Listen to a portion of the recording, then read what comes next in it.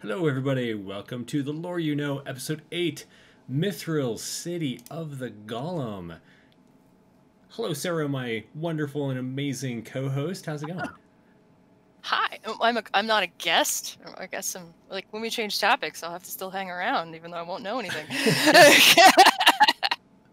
Thank you. Fair. That's totally Oh yeah, go on.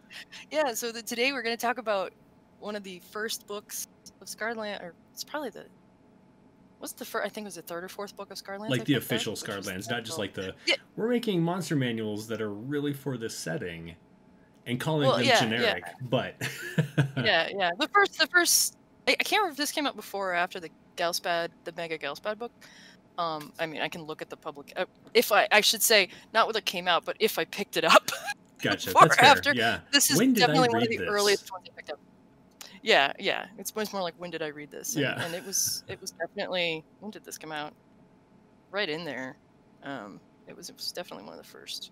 Yeah. It came out in, I don't know, early, whenever it was early. So yeah. And for like reference, I have the big Gelspad map up, and I've blown it up. It's our usual background, but I've blown it up so that you can see where Mithril is. And so off there on the right of the screen, sitting right there on that peninsula, is Mithril, right in the blood sea. Bloody on the little peninsula, yeah, right in the north.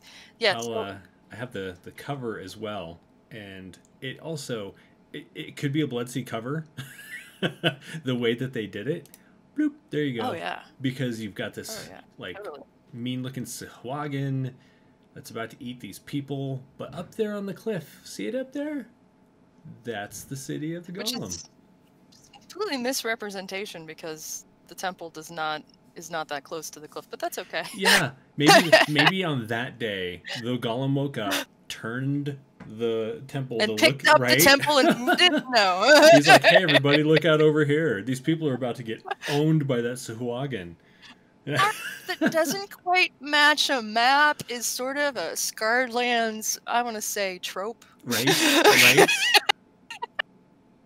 Totally fair. It's picturesque. So, but it is a great map, and I do love and of course you couldn't actually, the Blood Sea would not come up to your ankles at that point. I think maybe they're using water walk, or they've got there's like a it's called a shoal, like the rocks in the water that don't really come all the way out. There's just a random shoal out there that they're standing on, because it should be much deeper than that. Well, then again, the temple is supposed to be on like a hill that overlooks the city before it goes into the water. Yeah. So it could be, and I'm really pulling this out of nowhere. It could be that the hill is like more of a cliff, right? And they're standing in the city, which has been flooded by ankle deep. That could be, blood or the sea city's water, just and that's behind them in that misty area. Okay, we're gonna stop making up reasons that this works. Yeah, I don't know. It's good art, but it doesn't fit. But anyway, that's okay. Yeah. It's a cool sea monster, whatever, and it's got the Golem in it. That's all good. So why did I want to start here in my tour of Gelspad? I don't know if that was a question, but I'm gonna answer it anyway. It's a question now. Yeah, I want to talk about how I got into this in the first place, how I got into Scarlands, which this is all of it. Because before 3.0 came out in late '99, I was totally not into D&D. I was a role player, a tabletop role player, big time. But I played some D&D games, some AD&D/2nd edition games. I wasn't very into it. Like, I found the concept of THAC0 confusing and weird, and these charts. There's a lot of math back then. If you play this race or that, or this class with that class, and why are there's all these restrictions and blah blah blah, and I didn't like the class-based system. I was so deep into GURPS back in those days. I was deep into GURPS. I was deep into Cyberpunk. We played a lot of Diceless, and I'd been a GM probably about 7 or 8 years at that point, because I started jamming in college. And then 3rd edition came out. And it was announced, and it was like, the people who made Magic, which we were big Magic players back in the 90s, but the people who made Dungeons and Dragons, and like made it cool. And so we picked up the player handbook. We all like ran out the day it came out, picked up the player handbook. And I was like, okay, this makes sense now. Like the rules made sense. No more that go was gone. It was like, roll a d20, add some things, you're good. And I was like, this is really cool. So I immediately jumped in to try to kind of get the clinch on being the game master before all my friends did. it's like I'm gonna run it first. Right? You were mine, I own you. Yeah. So I took the little map from the back of the player handbook. There was this diggy map. There was like a half a dozen monsters. It was like a goblin and a dragon, maybe, I don't remember, and like a map. And I remember there was a unicorn, and there was, everybody rolled up these first level characters, and I ran this little like made up adventure that I used the map, and I drew it on one of those mats, one of those those inch square mats that are rollable. Yeah. But I used the wrong kind of marker. Oh, so it's always there now. The kind of, yeah, that map was destroyed. And it had that map on it for years. We tried to get it off and everything. So I ran that, and my friends had fun, but I had like, just a handful of monsters. There was only a couple of monsters in that book. So we were like desperately waiting for the monster manual to come out so I could like actually have some more stuff and build a plot around it and everything. And I was good at building plots because I'd been doing that in other games for a long time. So I was like, I just need some things, some creatures. And before WotC's monster manual came out, this black and white book came out called The Creature Collection. And I just picked it up, right as soon as it came out, walked in the game store, saw it, went, yes, a monster book. Picked it up. Didn't know shit about it. Didn't know who sword and sorcery were, or any of those things. And slipped through it and went, oh, these are cool. And these are nothing like those monsters that were in the books that TSR did back in, the 80s. Like, I didn't recognize anything. They're all weird and different and cool. And the one that got me the most, the one that made me super excited, blew my mind, was this 100-foot or however how big it is supposed to be Golem. Huge. And I thought it huge. Was just coolest, colossal golem made of mithril in this city, and it was one of the only descriptions. There was several location descriptions in this whole creature collection, but this was one of the ones that really intrigued me because it was a city and a bunch of good guys live there, and that's where I started it. I was like, okay, I'm gonna run this game, and all I had was the creature collection, and I was like, your adventurers in the city of Mithril. And of course, this book had not come out yet. And so I was making everything up. And then the book came out, and then I retconned like everything. Because I was like, how did you all meet? And I was like, there's this sign posted about this Adventurers Guild, and you signed up with the Adventurers Guild, and they give you like quests to do, and people hire adventurers to go off and do whatever. And I was running all these like little shitty plots where you just run around and kill some monsters, and they would run around somewhere outside of Mithril and kill some monsters and come back and get a reward. And they did like maybe 2 little quests, and then I got the Mithril book, and I was like, oh man, this is completely wrong. So like I inserted this plot, because there's no Adventurers Guild in this, that the Adventurers Guild was a fraud. And like, that's awesome. The paladins found out and shut it down. Right? They're just laundering money through it. Yeah, and then I started running the real plot, and like kind of had to retcon a whole bunch of stuff I'd introduced initially, and they were like, "What happened to Bob?" And I was just like, "Yeah, he was arrested. Here's what's happening." Nice. I just sort of made it up, and then they were actually started in Mithril, and that was sort of the beginning of this incredible campaign. And in fact, in that very first game, one of those characters is now in The Wise and the Wicked, which is like some of the crazy stuff that we did, that we actually put in the new Wise and the Wicked. So the cleric called Jervis, and it was a blast. So I loved this book, and just the idea of this golem just sort of hovering over the city like a protector, but also kind of a looming, shiny, what is that? Yeah. Will it wake up and sneeze and make everybody fall over? It was like both like the good thing, but also kind of a, what is this kind of mystery thing? Right. And it was just cool, and I love the imagery behind it, and just wondered what made those giant claws and the shoulder and everything. And Yeah, on the It's art been there, interesting because that on its shoulder piece, those like indentations are not like meant to be there. That's damage. Yeah. from Kadum, Yeah. and I talked about this in the Titan's Fall is when Corean built this thing to fight in the Divine War, and it fought in the battle with Kadum, and Belsmith and Chardoon and Vangal defeated Kadum, but the Golem was there and kind of helped. But Kadum like grabbed its shoulder because I also as big as the Golem's supposed to be, and the Golem's supposed to be like hundreds of feet tall. Kadum is even bigger, and so he was still like down and looking down at the thing, grabbing his shoulder and kind of like oh my tail, and of course the other gods grab him and beat him up, right? Kill him, or not kill him, but take his heart out and throw him. Pseudo killed him, right? Yeah, it didn't kill him, but chained him up and threw him in the ocean. So after the fight, the Golem just sort of wanders off and walks towards the ocean because his purpose is to fight Kadum. So he's like finding out, he was thrown that way, so I'll go that way. And he just basically heads northeast and eventually gets to this peninsula, walks to the edge of it, sort of stops. And whether he stops because he's like kind of falling apart and shutting down because he was so injured in the fight, or stops because it's like I can't go underwater, but he stops, looking out into the Blood Sea, as the Blood Sea is starting to be formed, because this was just not long later, days later. Not necessarily moments after, but and it was still during the war, right? Because the defeat of Kadum was kind of in the middle of the war, so the war's not even over yet. So the Golem lands there, and then right as the war ended, they were witnesses to this fight. This is why it's so remembered so well, because there were little people, on the ground watching this colossal fight happen, not necessarily participating, but seeing it happen.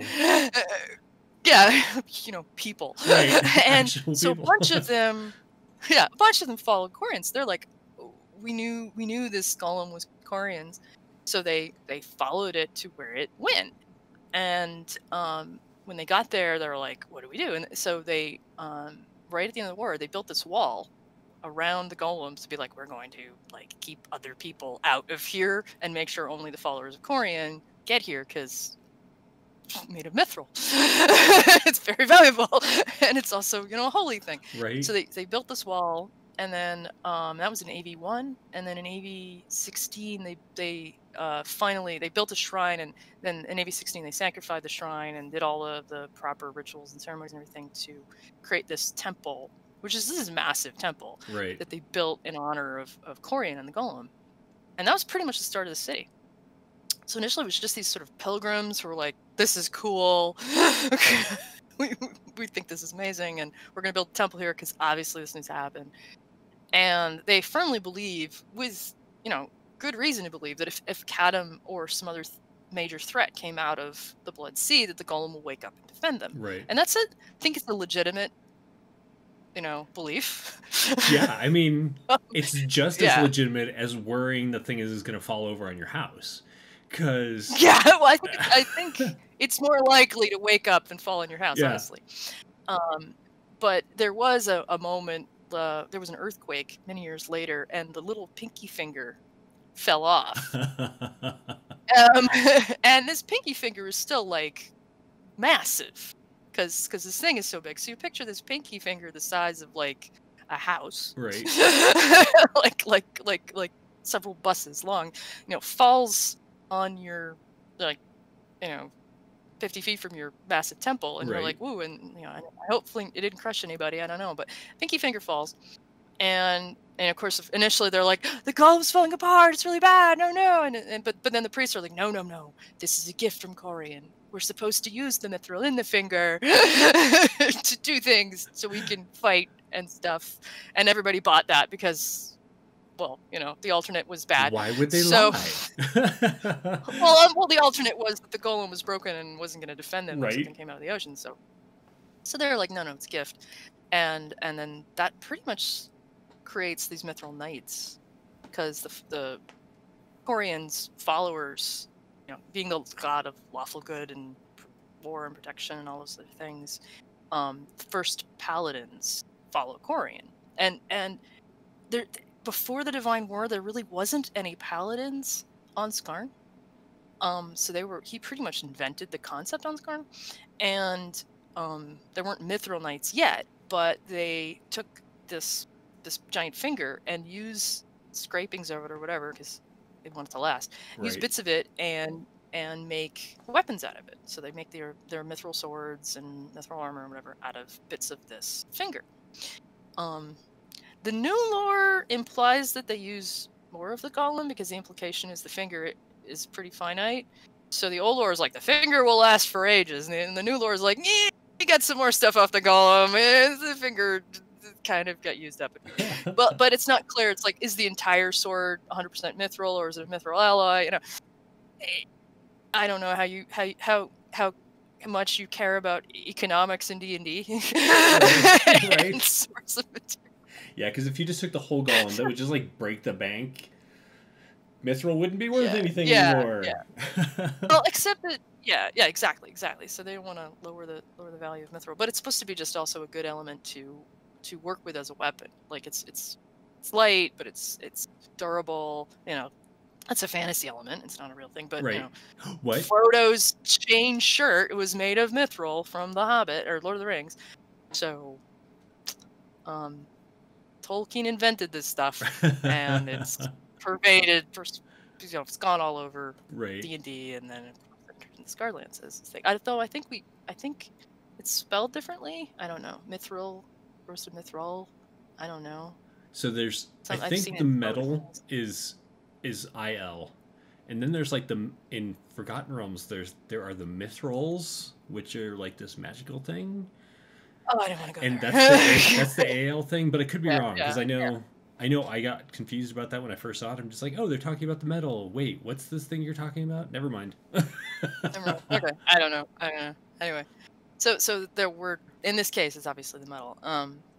But so in any case, they built the temple, they built the wall, they built the temple, and then eventually a city started to get built around them, because frankly, people were like, there's all these paladins here. They can protect us from the horrible things that are in this land, because all the stuff left over from the war. Yeah. So all of the weird shit crawling out of the Blood Sea at that point. What is that mutated freaking thing? Yeah. So this city gets built up around this temple over the next 100 years. And Mithril's pretty big for Gelspad. It's not Gelspad's biggest city, but it's certainly up in the top 10, if not even higher. It's kind of off far away from kind of the center of anything, but it's like, is there really a center of anything? But it's probably the second or third wealthiest city in Gelspad, which is another thing to count. And not just because of the Mithril. Shortly after the Blood War ended, they discovered these islands off the coast of, and you can see them in the map, off the coast of Gelspad, not far from Mithril. There's these islands called the Toe Islands, and they showed up toward the end of the war. They weren't there before the war. A lot of people are like, it's Kadum's toes, you know, but it doesn't really make sense that it's Kadum's toes, because he's buried nowhere near here, and he wouldn't be that big, and unless they cut his toes off at some point and they floated up, I don't know, but I don't think they're Kadum's toes. But it would make sense that it could be chunks of material from where he's like chained, like as he thrashes around. He's nowhere, but like this material is like floating out, and it could have just gonna throw it out. He's like 1,000 miles away from the Mithrils. No, he's what's the width of the Pacific? What's the width of the Atlantic Ocean? He's multiple thousands. He's like 3,000 miles away. He's very far away, depending on which Blood Sea map you want to play, because the Blood Sea map is, in my opinion, very problematic. But anyway, he's very far away. He's in the middle of the Blood Sea, which is halfway to Termana. Huge, right? So he's very far away. So I don't. But anyway, they call them the Toe Islands because there's the right number of them, and they're kind of weird.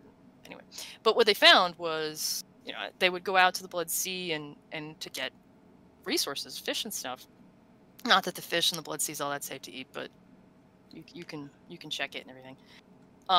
They went out there and found resources on these islands, and one of the big resources they found was gold. So in around EV 16, like right after they basically dedicated the city and started building the city, they started mining in these islands.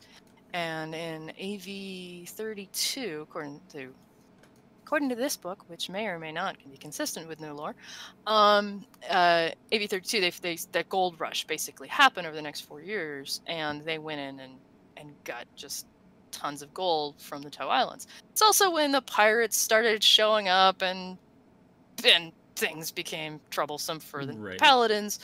But they're paladins, they're badass, and you know, they can pretty much handle it. But it was, you know, lots of conflict. Mithril is not what I would call necessarily a safe place, but it's certainly a place of plot and drama and interest, which is why I like it as a setting. Because, you know, despite the fact that it's a theocracy run by a high priest of Corean and policed by paladins who are just the most stringent of basically cops you can imagine, it's a complicated and interesting city, because I'd say that the rulers and the theocracy are so much interested in kind of their stuff and spirituality and whatever, and like the glory of Corean, that they leave a lot of the commerce and kind of the day-to-day stuff of cityness to the rest of the people who aren't necessarily followers of Corean. Yeah. And the city is really divided into two in fact, divided literally because there's a big wall that separates the two districts. You could say it's the rich people and the poor people, or you could say it's the religious people and the laymen, but it's pretty much the rich people and the poor people. And the dock, so the temple district is obviously around the temple, around the Golem, and they run everything and they control everything. That's where the government is, and that's where all the temples are and everything. And that's where the rich people are. And then there's the dock section, which is up at the end of the peninsula by where the boats are and everything comes in, and that's where the poor people are, and the workers and the lay people and the merchants and everyone else and the criminals. And despite paladins stomping around, they're much more concerned about peace in the temple district than they are in the docks district. As long as commerce is moving, they're not, you know, that strict out there. So criminal elements, pretty big. It's pretty easy to get away with shit in Mithril if you're in that part of the city. Right. Harder if you're in. Actually, can you pop up the map of yeah, absolutely. Mithril just so that people can see what I'm talking about? Bloop. And it's really super divided this way by a wall. There we go. And you can play a ton with it. And whatnot. And then this book has a ton of locations. And the cities, it's not as big as Shelzar, but I think it's probably the second. It's still pretty huge. It's huge. And I think Shelzar is the only city that's actually bigger than, well, in terms of having a really dynamic layout. There's like just a handful of cities in Gelspad that have a book this detailed, that's just about a city location. And Mithril is considered a city-state, but also a protectorate. So it's primarily the city, but it also has this whole kind of northeast section of Gelspad that it protects. But as you can see from the map, pretty much everything north of the Temple District is just this where the docks are and where kind of the people are, so to speak. And then you can even tell by the names of places, you know, Goldway is in the Temple District. Silver Street is in the Docks District. I'm surprised there isn't a Copper Street. There's also Knife Street. That would be outside because coppers aren't worth anything. Yeah. Well, there's a Brass Street, but there's a Knife Street and Sword Street. So there's definitely that kind of vibe. So yeah, and who named all this stuff? Divinity Way. Yeah. So. Who named that? Sense. Corean worshippers. That's who named that. Corean worshippers. Yeah, of course. Corean worshippers. Well, they named everything in the Temple District. I don't know about the other half of the city, but and of course, Corean's the primary deity there. No surprise. But people who worship the good gods and the neutral gods are like thing about the Scarred Lands in general is they never say no to god worship, as long as it's god worship. So they will actually go out of their way to be like, if you need to be evil, that's okay, but you better be following Chardun or Vangel or Belsmith and not, you know, Kadum or Mormo or Lethini. You know, it's like they're accepting of evil elements as long as they're the right kind of evil. Right. It's like, an acceptable evil, right? Yeah. Because like during the war, all of the gods were on the same side, and Corean and Vangel worked together on more than one occasion in battle, and they, as much as they don't get along philosophically, obviously, they still get along in terms of like our side, their side, and even now with the Titans defeated, it's still very much still that case because the Titan spawn are still out there. And now obviously the gods are more into like now they have the breathing room to take a moral stance and be like, no, Vangel, not very good. We gotta do something about that. But because of the divine truce, they can't act against each other directly, which is a good thing because you don't want another giant war on Skarn. Right. So they go through their followers and their worshippers. So paladins can go fight Vangel's warlords as much as they want, but in a general sense, you can't say no to like, oh, we worship Vangel, you know, as long as they don't, you know, do anything to disrupt your space. It's like, okay, worship Vangel, but you have to do it over there, and don't break our laws while you're in our city. So if the question is there a temple to Vangel in Mithril? Maybe. It's probably somewhere on the map, way over here, kind of. So speaking of the map, this is the Golem. Kind of moving my cursor over it. There isn't on the map. You've got temples to Enkili and Denev and Hadrada and Madril and Tanel. There isn't a temple to Vangel or Belsmith or Chardun. Nothing's listed. But nothing's listed. But you can, find people who are followers. I feel like that's kind of the case. Generally speaking, in any city. So no, like even Holofaust, which is a bunch of necromancers. There are probably somewhere somebody's got like a little, like an AA meeting kind of thing that they get together and they talk about Corean.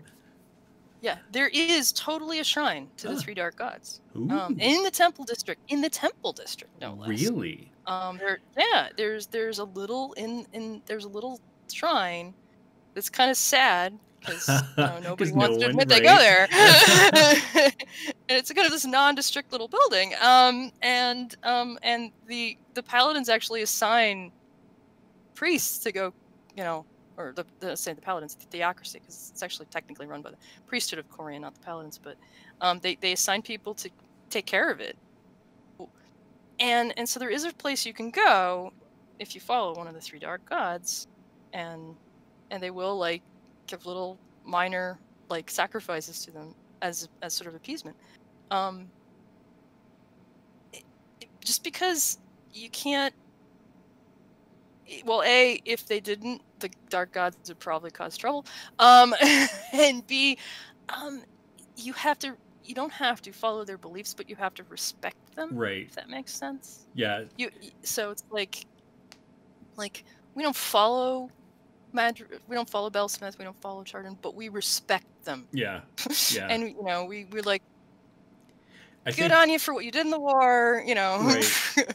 I think that Scarred Lands is one of the best examples of a polytheistic world or culture or society, however you want to put it, where you may have a favorite, but you understand they all exist, and you at least give lip service to them. Like, you may not want to praise Belsmith, but you might not be bad off in being like, Belsmith, please don't fuck with my day. Kind of worship, what I mean? Yeah, exactly. And I think that's totally, it's really neat. It's hard for some players to grasp. I've definitely run into that where some people are like, I don't believe in Belsmith. No, you really should, I mean, I'm not going to tell you how to play your character. You should, but you believe in. It's not that you don't believe in there. There's right. tons of evidence they exist in this world. Right. But it's you don't follow their ways. Right.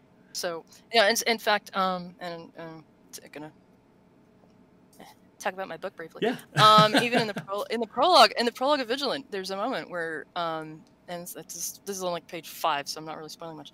Where Eacade is like traveling through forests at night, and Belsmith's moon comes up, and it's shedding a little bit of light, so he can kind of see, because he doesn't have dark vision or anything, so he can like see where he's going at night, and he throws out a little prayer to Belsmith, like, thank you for the light from your moon, as sort of a habit, not because he follows Belsmith, not because he's beholden to her, he's more of a follower of Madriel, but it's sort of a tip off, just to be like, thanks, moon, bright, I can see, not gonna fall on my face, and then he goes on, and please, Tannel, help me get out, help me find a nice little path to get out of these woods. And there's the fact that no matter what a god does or stands for, all of them saved the divine races. Like they essentially saved the world from multiple times of being destroyed, from random titans run around being like, I don't want this here anymore, smash, Yeah. So no matter what you feel about the the gods,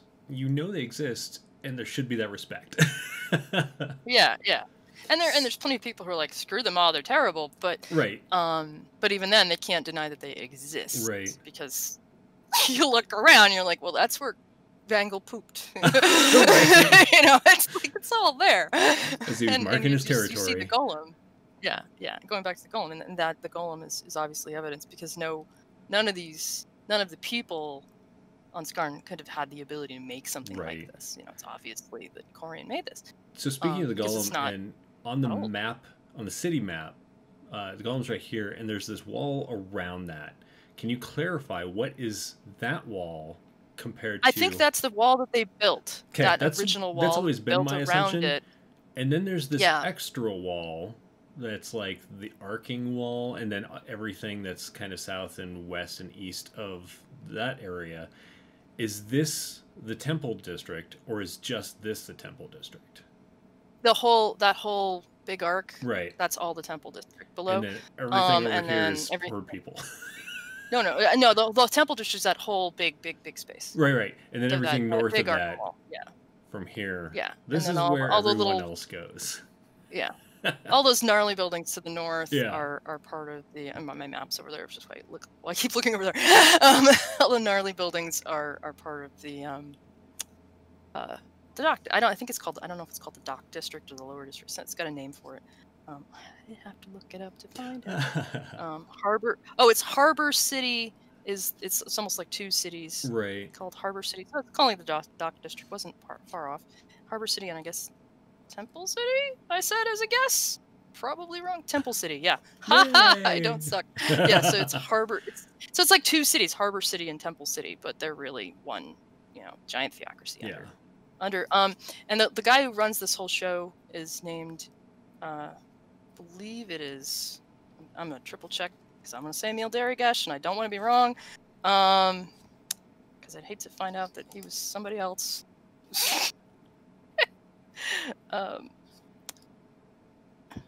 If you got a picture of him. Is it Emily? Yeah, I've got a picture of Emily.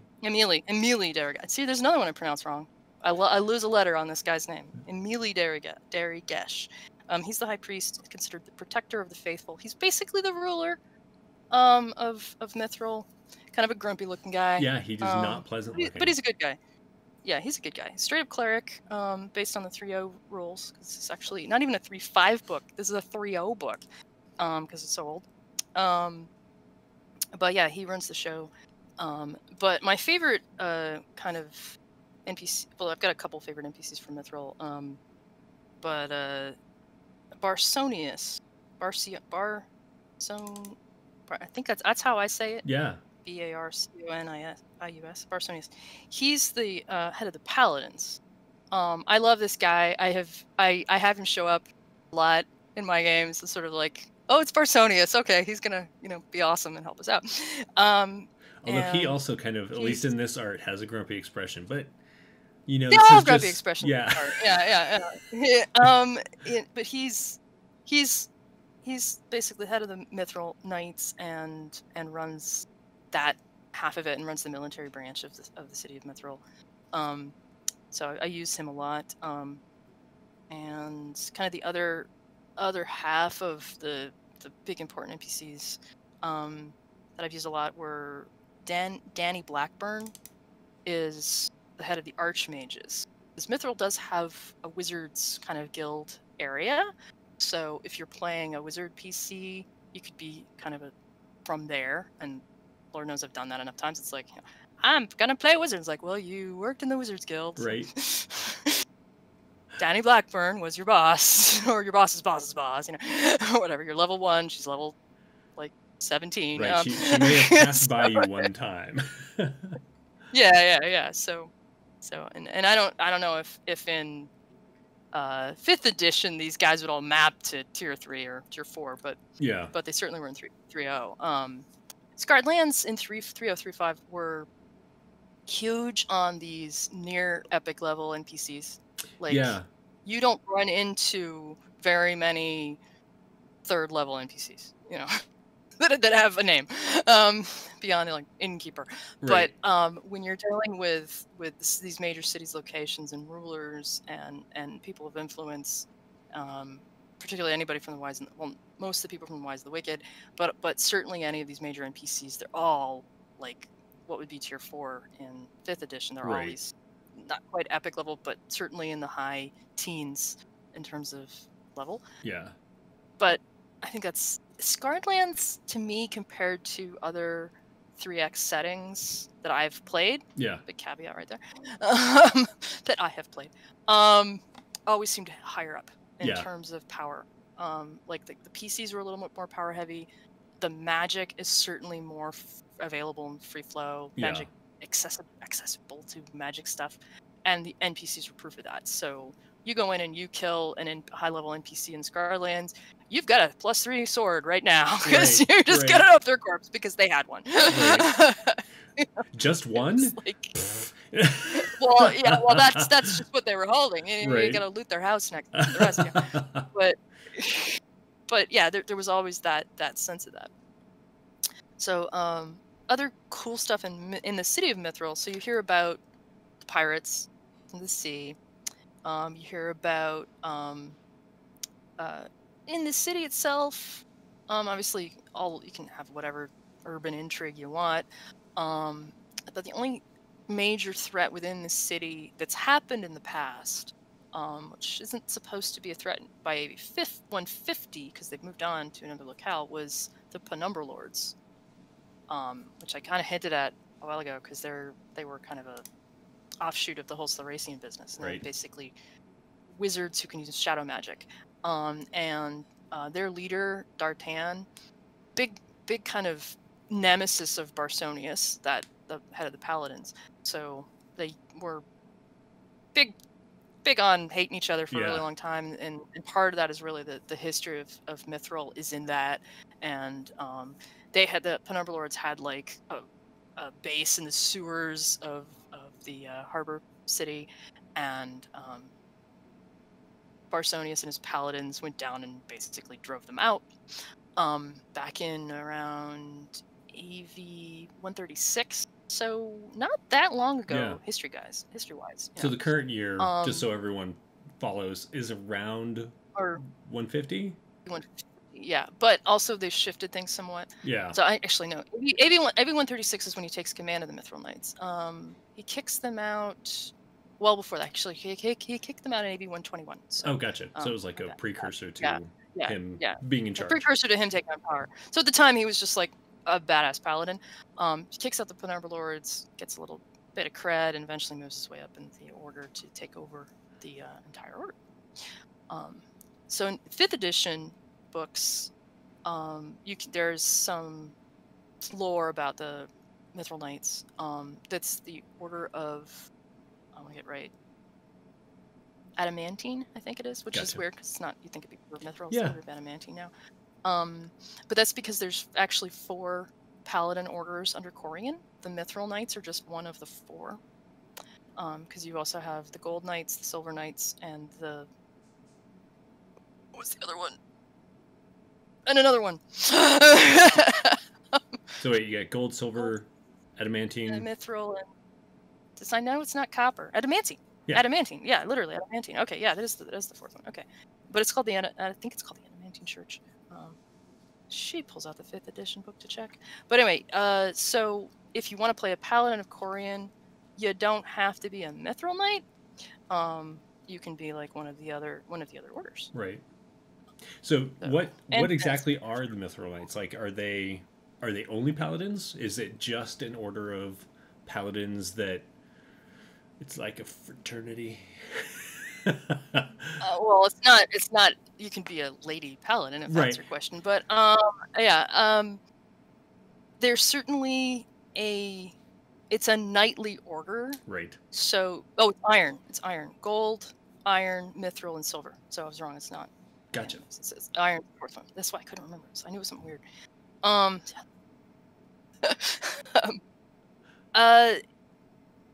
They're an order of knights. So do you have to play a paladin? I mean, in 3X, I would say yes, but in 5th, no. Yeah. You could be a fighter with a knight kind of vibe.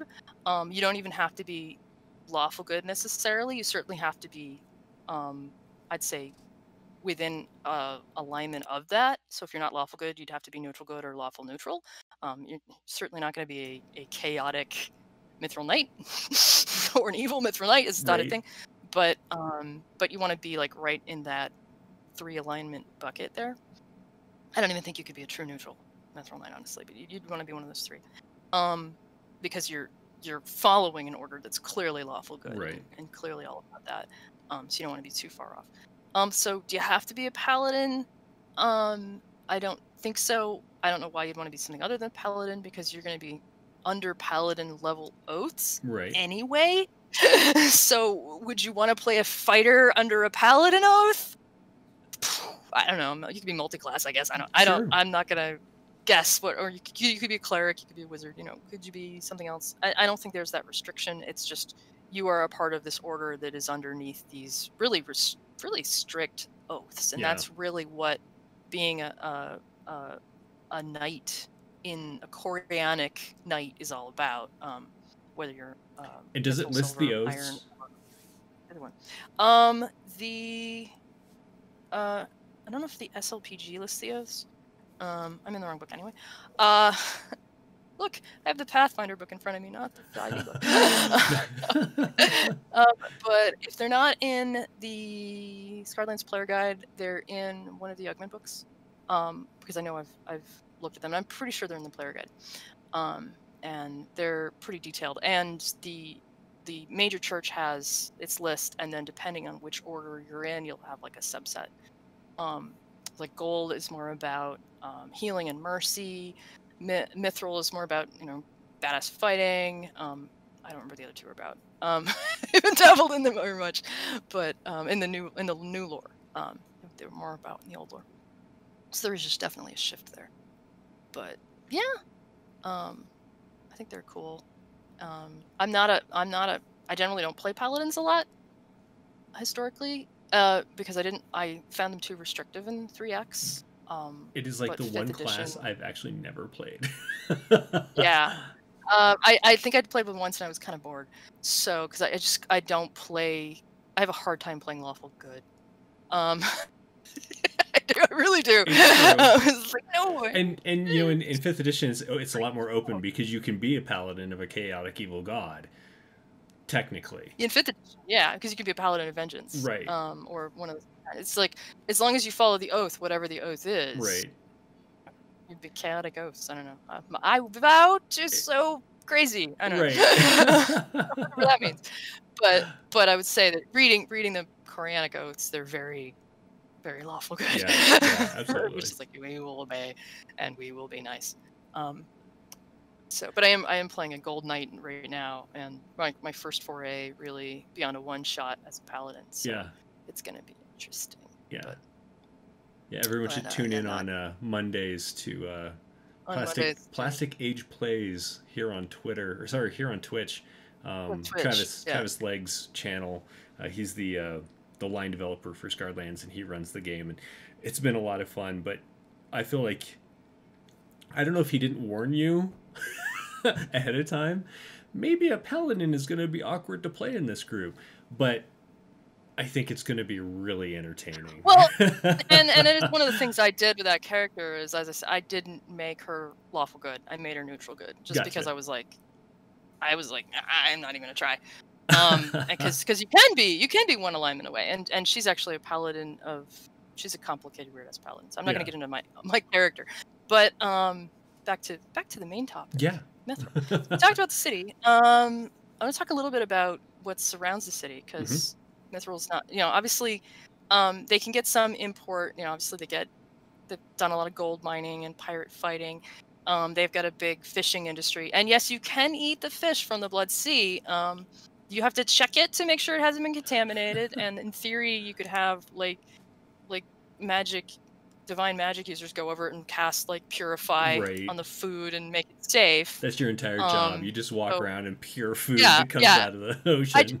It's not talked about in this book of like other clerics running around purifying all the fish, but I can't imagine any other way to do this, because like you would think it would all be contaminated. Every time I think about it, it's The Simpsons with the three-eyed fish coming out of the radioactive water. That's essentially what the Blood Sea is.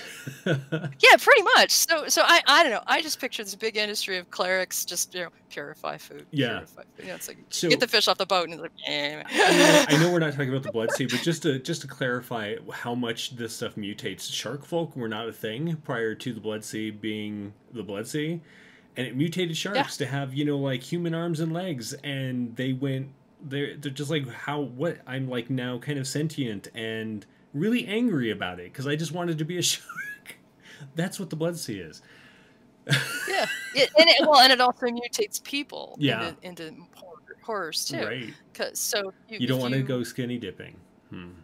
Yeah. So if you get a little bit of contamination, and I am convinced that like everybody who lives on the east coast of Gelspad is a little bit contaminated by the Blood Sea, because sometimes it just rains blood and you can't do much about it. But I mean, a little bit of contamination isn't going to hurt you any more than a little bit of background radiation or a little bit of pesticide. You'll be okay.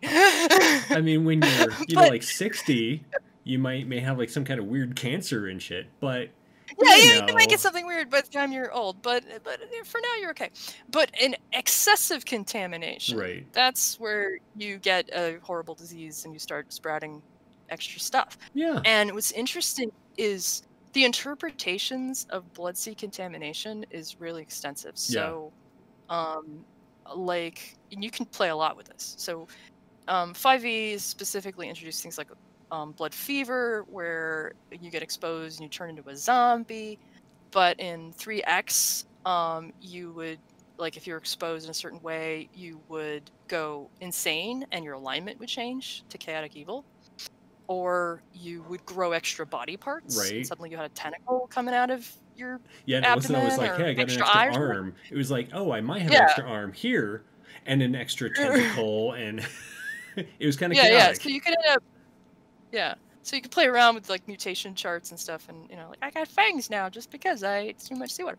So whether you play it as like you become undead, or you become a mutant, or you become evil, or you become some combination of all of the above. There's so much you can play around with like the horrors of the Blood Sea. Right. It's fun and crazy. So unless you're a cleric walking around going, that's the fish. And they go in and so these fishing boats go to the Blood Sea. They come back with their catch, and they get the big net. Think not quite modern day, but certainly big net. They flop it on the docks, and out of all the fish comes some kind of mutant, octopus who starts killing all the dock workers. Right. So or singing to you. You never really know. Yeah, and this shit could happen at any time. So, like, you could just be like, okay, we're level 1 PCs wandering around the docks of Mithril trying to find oh, look, these poor fishermen are getting attacked by an octopus. Better go help them, You could just, boom, introduce these concepts, like, right off the bat, which is just, I think, phenomenal. The amount you can just play with all of these fun concepts. So anyway, moving on beyond, so we got the islands, we got the ocean, we got the fishing. Then in the other direction, in about Mithril wants more than just fish. Obviously, they need more, as the city grew, as the population increased, they needed more resources. So they started building this protectorate around the region where people started creating farms in the nearby lands, which is okay on just the edge of the peninsula, but as you get further and further out, it gets a little more dangerous. So they would send out paladins and various other forces from Mithril to protect these countryside. And so it came to be called the Northern Protectorate, which basically kind of pushed out toward those wild lands and the plains of Lead, and in the peninsula to just be like, nope, we're going to protect our farmers and our random villages and people out here, and we're going to call it Mithril, even though it's so. Is Mithril a country? Not exactly. It is technically a city-state, but it has a protectorate. So the people out in those little farms aren't beholden to the government. I don't know if they probably pay some kind of taxes for the protectorate for things, but it's more like a treaty. The protectorate will come in and defend them from rampaging Titan spawn. And to return, they will give them food from, wheat, not fish, something new. So that's certainly part of that whole thing. And the other thing they did was trade, big thing, because they have gold and mithril and fish to trade, and they want to get other things.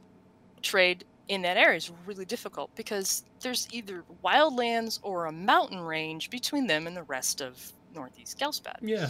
So they built this massive road over the course of a little over 20 years. It took them to build it, called the Quadrata Corridor, and I think that's a portmanteau of Corean and Hadrada, because it leads toward Hadrada's city, Hadrad, and what later became the city of Mullistown, which basically happened because that's where the corridor ended. And so people were like, we're going to put it down here where traders will come in from Hadrad and from Vesh and other regions, and they built it up, and it's basically the other end of the corridor. So over the course of 22 years, the Mithril Protectorate built this road through the mountains, basically blew out this mountain pass, built this basically paved road over several hundred miles of paved road. They guard it, and they have an alliance with the Vigils of Vesh to guard this road, because Vesh actually has a vigil that guards the road as well. So that's kind of a allied vigil, and caravans come from Mullistown and to Mithril, and then from Mullistown to the other locations. So Mullistown is like a really important location outside of Mithril. While it is quite a ways away, it's like, I want to say it's about 150 miles, not hundreds, but over 100, about 150 miles from Visual, give or take. It's a really rough map.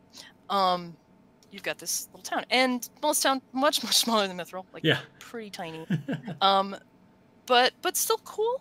I like it as a great center because it doesn't have like kind of that massive metropolis feel that Mithril has, but it's bigger than a village, so got a decent population.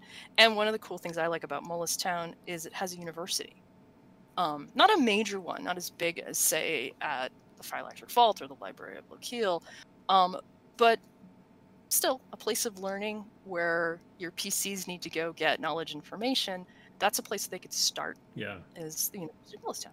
So it's more like, I think of it more like a community college than a state school. Totally. In terms of scale.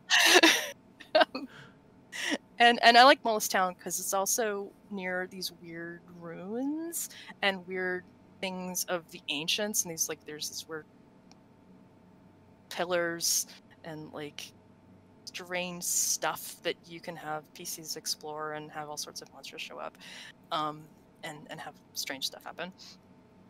And if it says ancient, it probably means Thracians, right? Although it could be some other ancient civilization, pre-war civilization. Right. So I think Mullistown's just a really fun location. It's a merchant run, so I don't know, what do you call it? That type of government. There's a word for it. I can't think of what it's called. Yeah. Oligarchy. I don't know. but basically the merchants ruled the town, and it basically started as effectively a trading house and market, and then just sort of built up beyond that. So plutocracy. Is it okay? Yeah. So it's small. It's they've got some mines there because they're right on the edge of those mountains, and yeah. So good spot, good place for people to be from. And there's the Vesh has an outpost there as well. And Vesh, the Veshan Vigil, also has an outpost I forgot to mention in Mithril. So there's vigilance in Mithril. The Bajoran Vigil. She checks her own book. Checks her own book. I get these mixed up. Yes. Suck. The Bajurian Vigil serve with Mithril Knights, so you'd find those Veshan Vigils there, and the Mullis Town Vigil serves in the Corean corridor and Mullis Town. Big surprise. And they're the vigil that protects, in addition to the Mithril Knights, they protect the wagon trains that go through. I affectionately refer to the Mullis Town Vigil as the ones with wagons. I'll have to have some kind of, and the Bajoran is the ones with paladins. So I talk about Vesh a lot because obviously it's a major location from Vigilant, but that's what's on the other side of the river from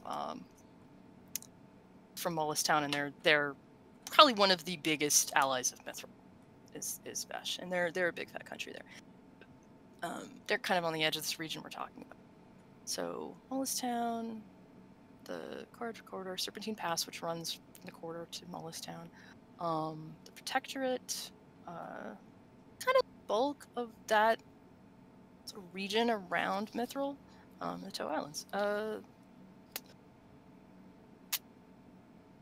Historically, Mithril's dealt with a lot of stuff, just because, since its founding, which is in the 150 years since it's founded. They've had the Penumbra Lords, they've had Vengarak monsters come and mess with those in the Protectorate. They've had hags come in that had a nice little war back in right early days, AV 56. Yeah. So they've always dealt with some kind of threat. Like, it seems like about every 20 years something bad happens in the region. So Paladin's pretty busy constantly. So you can certainly have remnants of any of these things, and these remnants running around. If you want job security, yeah, it's not a bad thing to do. Yeah, it's not a bad thing to do. So protecting that area of Mithril's totally there. So yeah.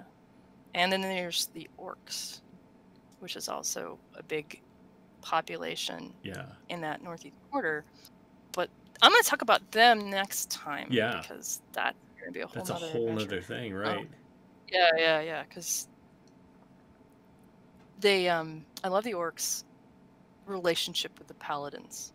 And I played around with this a lot when I ran this campaign. This book introduces who is later the leader of the orcs. Donegar, and it's originally, and I'll talk about this more next time, but originally he was this sort of the good orc leader as opposed to or the neutral orc leader, as opposed to the evil orc leaders. And they've built him up more in the new 5e materials, so, which I love. But there's certainly a connection there because they're so close by. Yeah. Because the orcs are even closer than Bash. Yeah. And Mithril, and they're right on the edge of the Protectorate. I mean, Mithril has this little bit of a this bay that kind of protects them from anything coming in from that side, but you just go out and. But Denev's Triangle is the Protectorate. Denev's Triangle on the map, that's where all those farms are, and that's basically the Protectorate. And that juts right up against the Plains of Lead, so right up against the Plains of Lead in the Orc territory. Yeah. So that's conflict will happen. Yeah. So what does that mean in 5th edition, where you can play an orc and orcs aren't necessarily evil? Yeah. And that really changes that dynamic. So. And spoilers, next week orcs. Next week and we'll talk the about plane, that. Right. Yeah, we'll talk about that next week. So, any thoughts about coolness of Mithril? Yeah, I mean, I love it as a setting, as a base setting. So I mean, again, this is a brief overview of a lot of things. There are a lot of NPCs. There's a lot of locations. Picking up that Mithril book, such a great idea. It is on Drive-Thru RPG as a PDF. If you're gonna run it there, it's so full of knowledge. I would pick it up. Oh yeah, no, I love it. And I mean, I ran one of my early campaigns, before I ran Serpent Amphora and got into the entire utter madness of that. I ran 2 of the major plot lines from the back of this book, and they opened up so many doors of crazy sauce in terms of what you can do with it, because there's a whole ancients. There's a whole ancients basically fortress. I don't want to say fortress. That's the wrong word.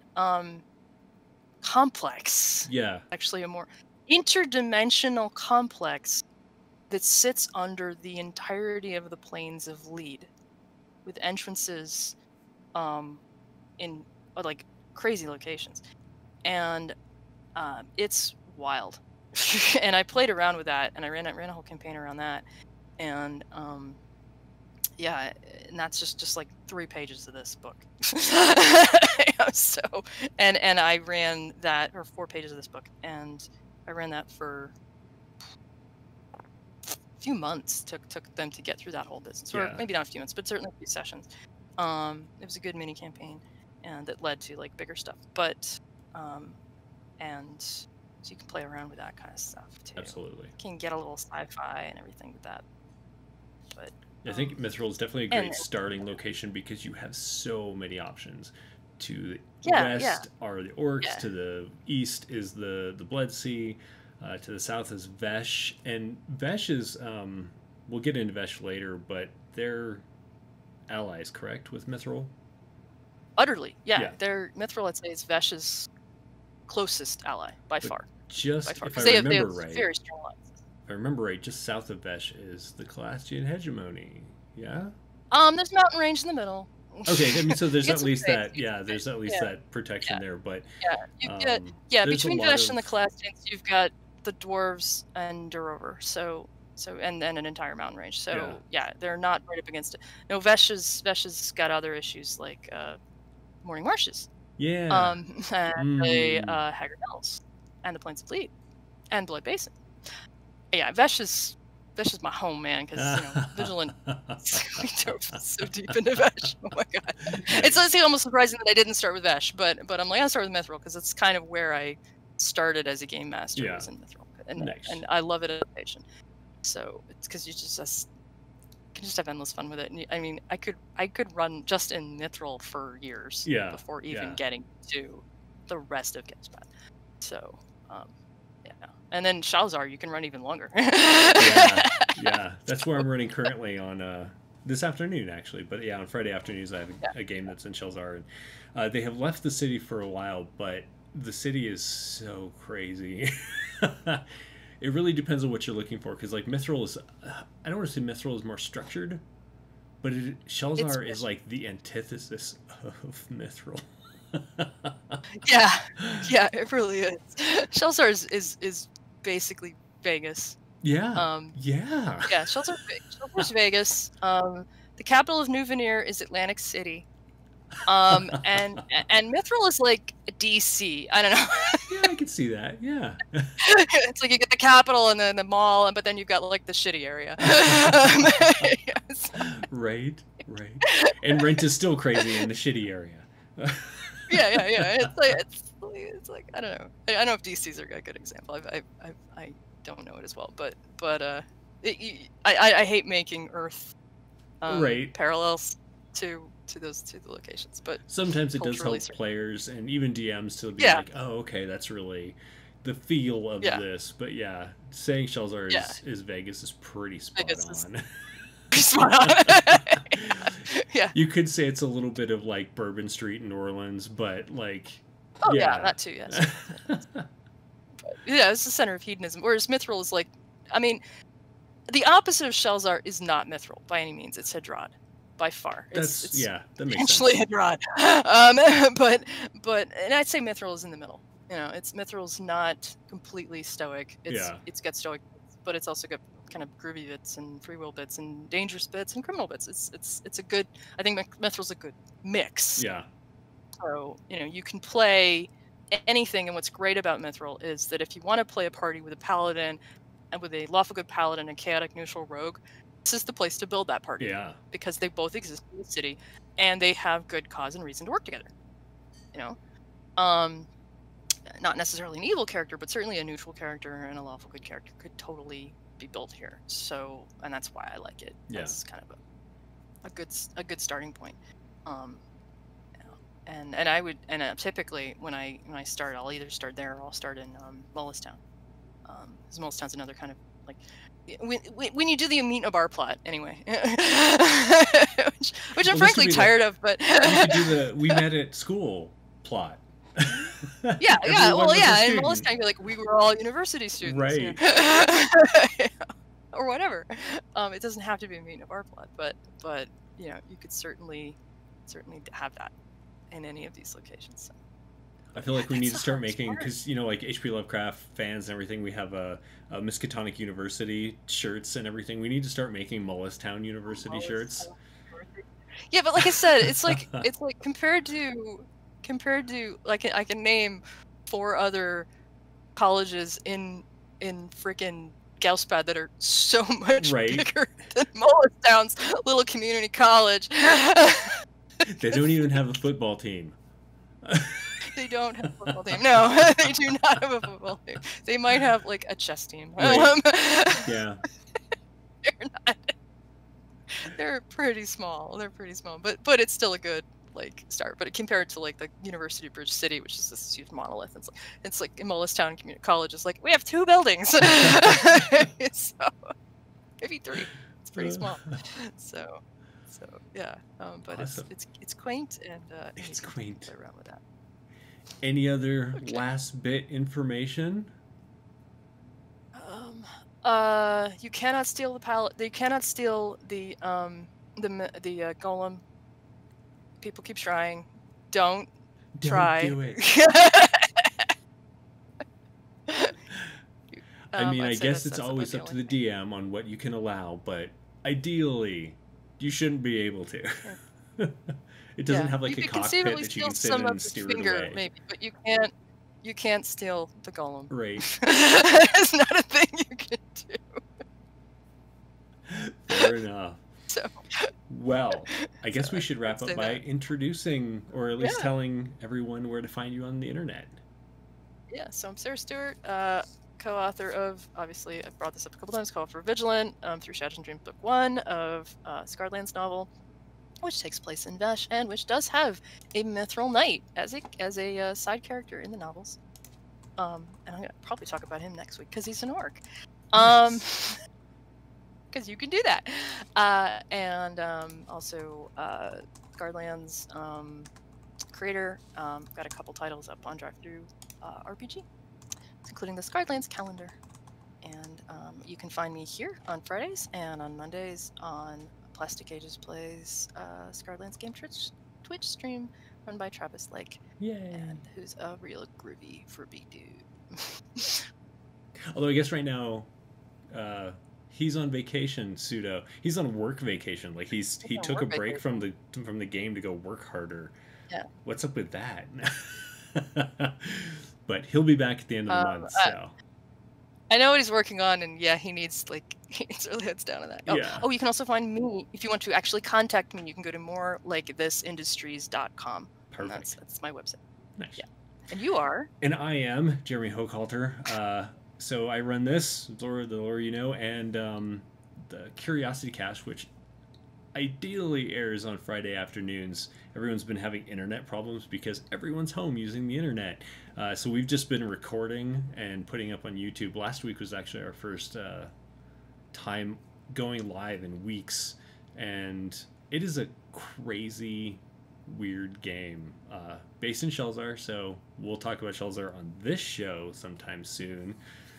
And yes. Otherwise, you can find me on Twitter at WHPubs or on Facebook at WH Publications, because why would I keep things the same? Right? Short for Wanderers Haven Publications, my little publishing company. What else? I publish on Drive-Thru and on DM's Guild. If you go to whpublications.com, I have a page that just lists everything that's currently published. It's easier that way. Yay. But it was one of those things where I was just like, I was always sending out links to every single thing that I published. I was like, wait, I just need like a landing page with all this stuff on it. So I did that. Yay. But next week, tune in to hear about the orcs. I think. Plains of Lead, kind of, maybe. Plains of Lead, Mansk, True. I can't name the new city of the orcs, and just orcs in general and what orcs are all about on Scarletlands, because they are kind of a little different than your Tolkienian orcs. It's certainly true. and different than your standard D&D orcs. Yeah. So. Yeah, and as a playable race, they're pretty awesome. Especially if you like playing barbarians and fighters, just go with the orc, because woo. Yeah, really. They are the meat shield. It's true. Yeah. But until next time. Oh, go ahead. I was just saying they don't make very good paladins. No. That's fair. That's fair. Until next time, everyone, stay safe, stay healthy, and we will see you next Friday. Bye.